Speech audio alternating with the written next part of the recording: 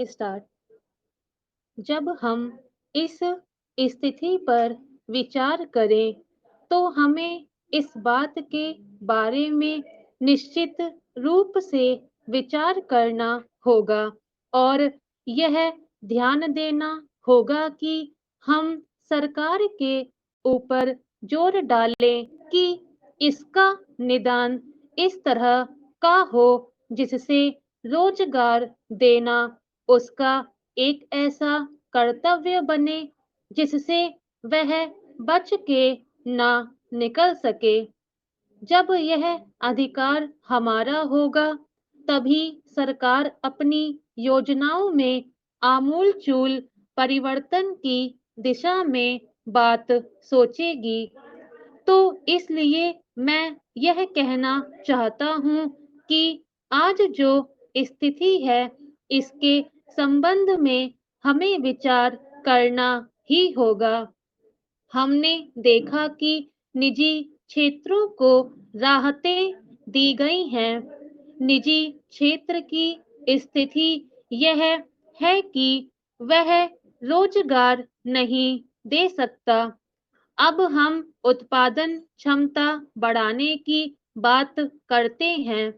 उसके संबंध में जो सर्वेक्षण हुआ, आर्थिक सर्वेक्षण हुआ, उसके अनुसार जितनी उत्पादन क्षमता बढ़ती है, उत्पादन बढ़ता है, सुधार होते हैं, उनका परिणाम यह होता है कि जो लोग काम में लगे हुए हैं, उनके लिए तमाम सुविधाएं हो जाती हैं।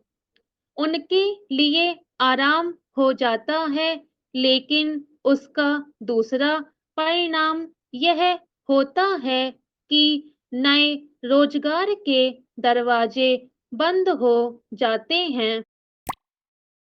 आर्थिक समीक्षा है, इस पर हमें सही दिशा में सोचना पड़ेगा और हमें अब यह मानना पड़ेगा कि अब हम इस स्थिति में आ गए हैं कि जो मूलभूत अधिकार हमें संविधान द्वारा दिए गए हैं, उन पर हम दूसरी तरह से नजर डालें।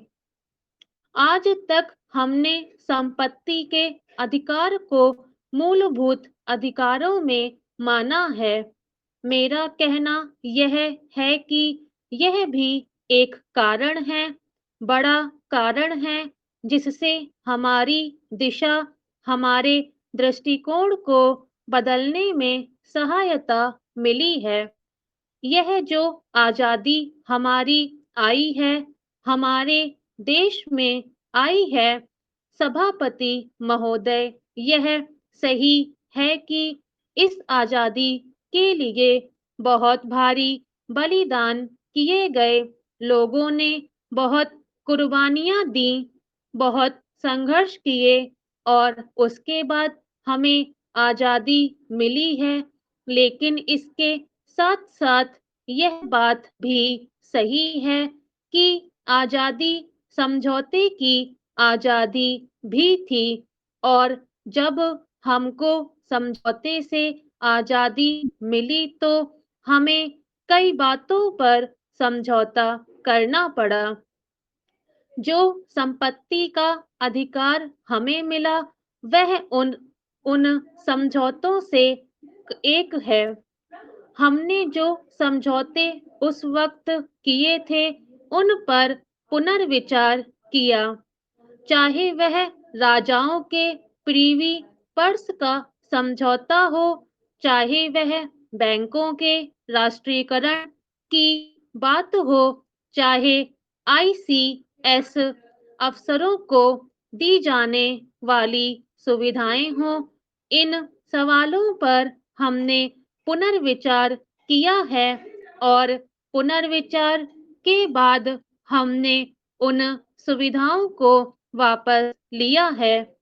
इसी तरह से संपत्ति का अधिकार है जिसको अक्षुण्ण रखने के लिए सरकार ने इजाजत दी है, परंतु जब सरकार उसके बारे में कानून बनाती है तो उसमें इस तरह की स्वतंत्रता नहीं होती और कहा जाता है कि हमारे मूलभूत अधिकारों का हनन किया जा रहा है। स्टॉप।